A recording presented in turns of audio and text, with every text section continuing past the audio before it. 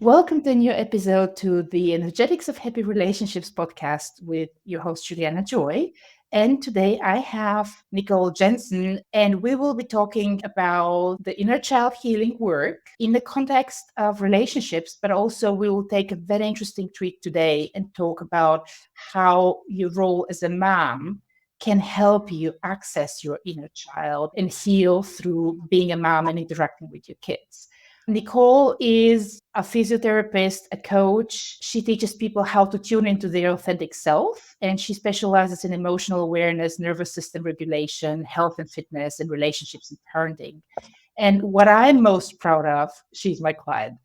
And the context for how we came up to record this episode, it came from one of our group calls. And I was just listening her sharing, and she said something along the lines like, hey, when I was working with my kids or just being a parent, this helped me on my healing journey with healing my inner child. And I was thinking, yes, we have to speak about that and just share the message because my kids are much younger than yours, Nicole. But I have experiencing something similar. But first thing first, I just want to let you introduce yourself. Just say a little bit about you, where you're from, who you are, how big are your kids, what you're doing. Sure. So I am from New York, originally lived in the Bay Area, Seattle, and now I'm in sunny, warm Arizona. I've been a physical therapist for 26 years, mostly in a hospital. I've been a coach for 14, kind of on and off. I do it in the background, but my real goal is to be doing that full time sometime, like you, Juliana. I'm divorced and I have three children, a girl that's 18, a boy that's 17, and another boy that's 13. And so I have three teenagers in the house right now. So I get plenty of experience learning. Oh, yes, I can imagine.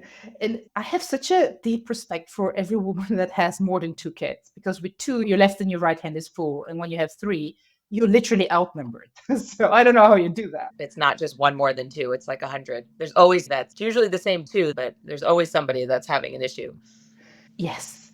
And you know what's interesting? I noticed after I became a mom, this new role literally forced me to do more work on myself. And I see it with my husband, literally, his new role as a dad forced him to start working on himself.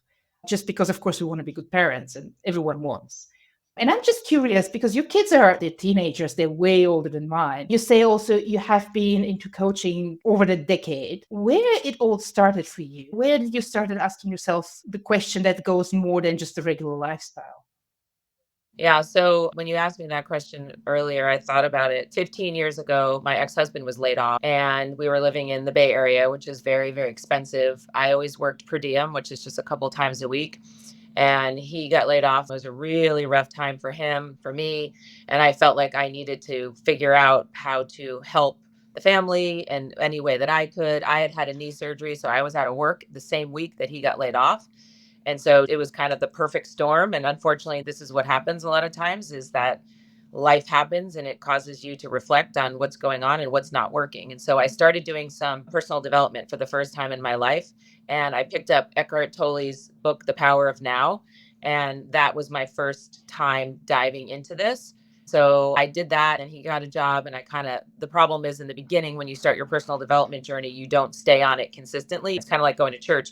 You only go a lot of times when you need it and until you need it again. And so that's kind of what happened. And then in 2016, I got into it and I've never stopped at that point. So I've been like 8 years pretty consistently, but it's morphed. It used to be like very rigid. I need to get better. I need to get better. And now it's more of like a flow. And I'm not using it in order to get better. I'm just using it to kind of grow myself, but with patience and joy, that type of thing, instead of like having this end goal of that I need to be better. Yeah, I hear you. And this is really amazing how you share that because what I have seen is we start doing a development when we are in pain, when we have a pressure. And where it started for you was really huge pressure. And by the way, mine, it was so funny. I had nothing better to do on a weekend. And a friend of mine took me to a psychology work and they asked me there, like, why are you here? What do you want to work on? I said, oh, nothing. My life is perfect.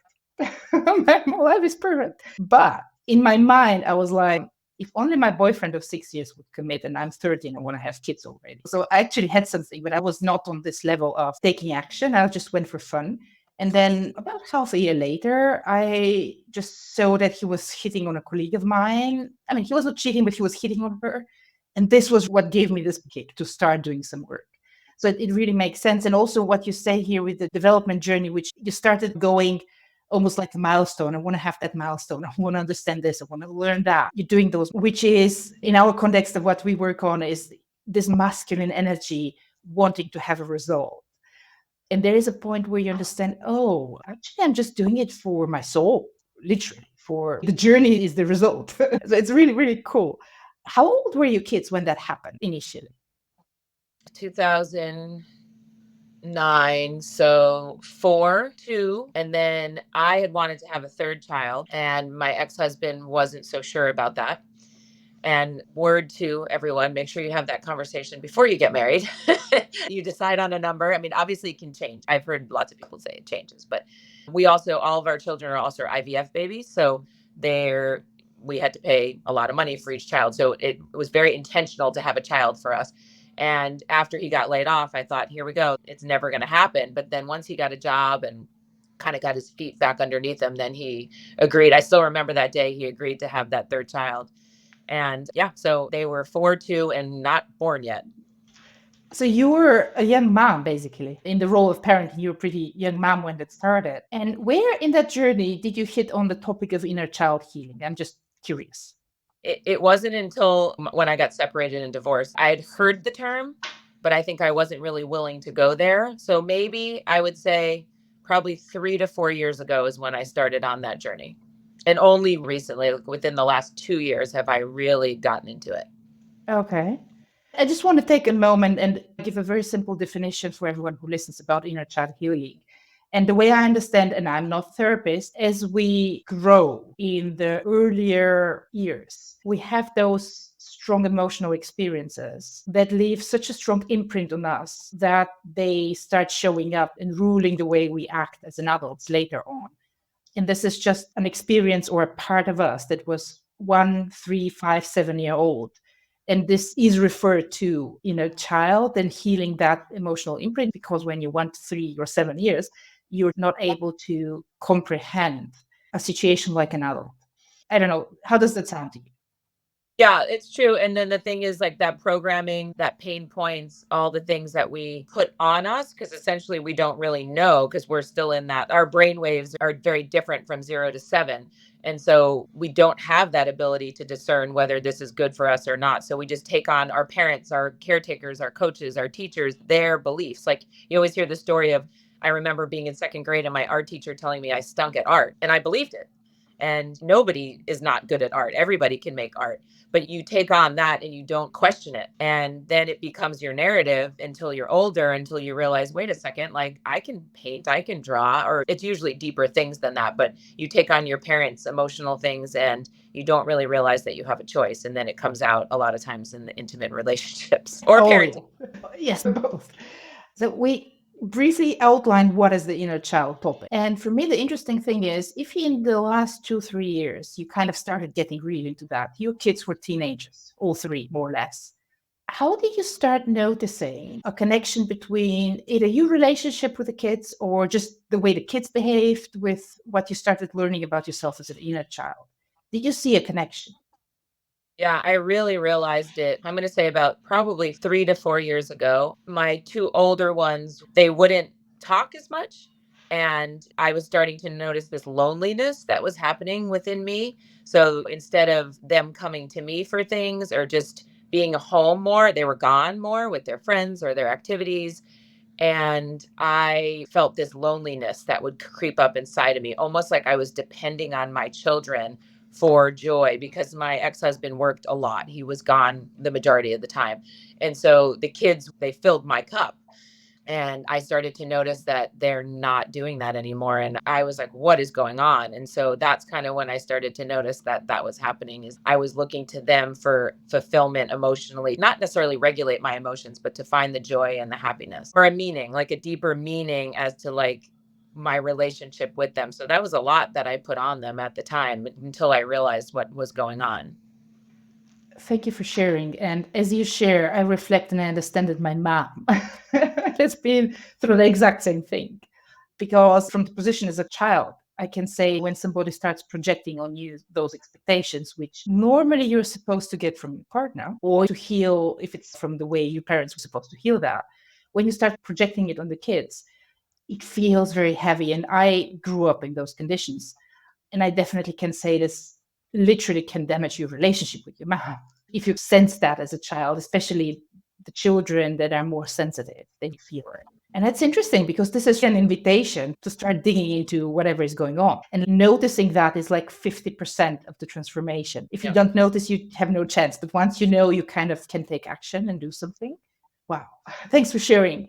That's where I started, was being okay with the silence and the space and just kind of sitting with myself and noticing, oh boy, this is very uncomfortable. Like, when can I go out with these friends, or they would just go to their room and I'm left there by myself and I'm like, oh, this feels really lonely. Yeah. I hear you. What did you do when you started noticing that, practicing just sitting with space? How did that give you some insight of, oh, this is something in me that I have to look at? Well, I could probably thank my middle child for that, because he is very vocal about what he needs and what's really going on. My daughter at the time was pretty quiet. She was kind of the peacekeeper. She didn't really say very much in terms of when things she didn't like. She would just kind of go along with the flow. She has since changed quite a bit. But my middle boy, he would let me know, and he would say it in a pretty angry tone, just kind of, I'm not doing that, or just stop being, they call it the pick me. They used to say that about their dad, like the pick me attitude. And I hated hearing that, like, pay attention to me. And he would say, don't be so desperate. He will say it like it is. And now I admire it because he gets it out versus internalizes it. He'll be very healthy someday because he can get all of that out. And he still does that to this day, calls me out on my stuff more than anybody else in my life. But yeah, he just started telling me. He didn't say, we're not responsible for your happiness or anything like that, but he would tell me how he felt, or in nicer words, but like, get a life.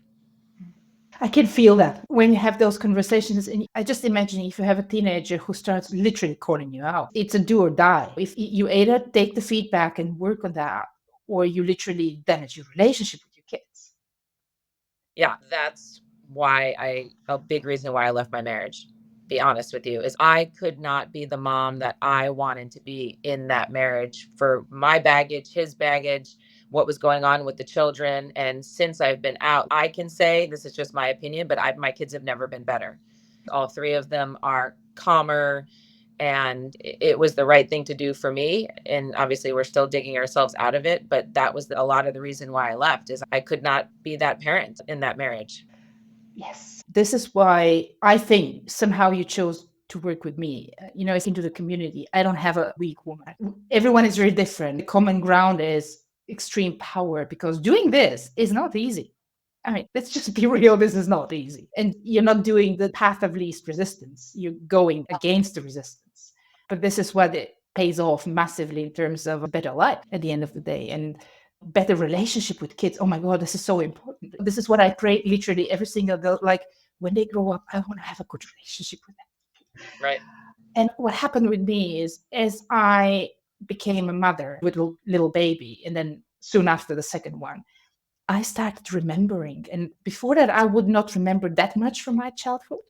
But I started remembering more and more in things that I experienced as a child, where I was like, I would never do this with my child, which triggered a lot because I worked on my relationships with my parents before I got pregnant and became a mother a lot.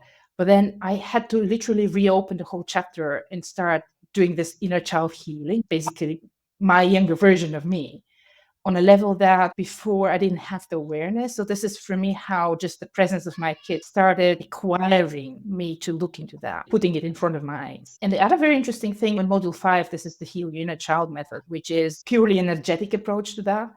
But when I do that for me, with my kids, just they're in that age of 2 and 4 at the moment. So it fits to the actual work. And I look at them and I literally applied, and that kind of helps me have a better relationship with them, just because I start being the caregiver for them, but also for my younger version that I just project on them. And this has been so powerful, and really it continues. And what my feeling is, as they grow, I will almost grow with them and start meeting me in those different ages and the different things that I have to heal. And that's why it's really interesting what you say when they're teenagers, because they start speaking. They don't speak much, but then they start giving you feedback. Like, Yeah, I think during most of their life and most of my marriage, I didn't have the energy to do that. I didn't have that awareness. I didn't have the bandwidth to do it. Like right now, the biggest thing I do is paying attention to their energy and noticing when they want to talk, when they don't want to talk. So they'll be in the car with me. My youngest is the only one that doesn't drive, but I'll take him to his friend's house and I can tell whether or not he wants to talk or not. And sometimes I'll try just to say and see how he reacts. And if he doesn't react well, then I'm like, okay, listening to my music. Whereas before, I would have kept trying and kept trying and kept picking and talking and then criticizing his mood. And now I just put my headphones on, I'll listen to a podcast or some music, and I'm like, when you want to talk, you can talk. I don't take it personally anymore. That was something that I did most of the time. And now I just let him be who he is. And they always come back around. the stop method. If it's a boy, we're just doing stop. A lot of women say, hey, can I connect with my inner child? Why is it so difficult to access that? And what we now just share is our experiences that, especially if you're a mom, you can use the relationship with your kids to connect to your own inner child. And what can we say to somebody who is not a mom yet? Do the work now. Yeah, but like you said, Juliana, do the work now, but you're still going to get triggered because it's kind of like being in an intimate relationship. Most of the time, you're not going to get triggered in these things until you have somebody that you're sharing with and being vulnerable with. And it's the same thing with the kids, but you at least know what you're up against. At least if you start doing that work, you start working on your relationship with your parents, your relationship with yourself, and then you won't need those children's reactions to regulate your emotions as much. You can just be a little bit better prepared for when that happens. Yeah, you're right. Totally. If you have the awareness in the toolbox, then things will happen, but then you will deal with them a little easier. Yes. Because the thing is, not dealing with them is not a solution at all. The only thing you do is you just repeat your generational patterns and you pass them on. And that's really interesting because you said in about 3 years, you have been heavily into the inner child healing and reflection. How long does it take to have a big chunk worked through? It's a good question. For me, I would say a good 6 months of doing it daily to really get into it. But I feel like it's going to be a never ending life journey. And I don't mean that in a sad way, but I just mean it in a way things are going to continue to trigger you down the line that you don't even know. But I would say about 6 months to really understand the nuances of it. Yeah. And from there, you go into maintenance Right. approach. Right. Yeah, totally. And there are also some women, if I look into the audience who I'm speaking to, majority of women are insightful seekers, which are like you. And some of them, they come and say, oh, my partner is wounded. I have to heal his inner child. How to heal my partner's inner child? And I usually say, like, you want to start with yourself first, because before we start taking care of somebody else, we have to start taking care of us. And what you just shared, your teenage kids, they react to you better when you take care of you first. Yeah, and it's the same in a relationship. I notice the more I heal myself, the more I have the capacity to hold space for somebody else's wounds. Sometimes it's a little bit too much, and I have to say to myself, am I really willing to sit here for years for this person to kind of figure it out? But I do notice the more I work on myself, the more I give people the ability to do that for themselves too. Yeah. Amazing. Thank you for sharing that. I think this was just an amazing roundup to the topic. So, just to summarize, if you don't have kids yet, do the work now because this will help you later. If you have kids, you better use the chance and the feedback you get there, either through verbal feedback if they're older or just through their presence when they're younger, to do the work. Because this is your investing into the future, you're saving into your happiness back for later.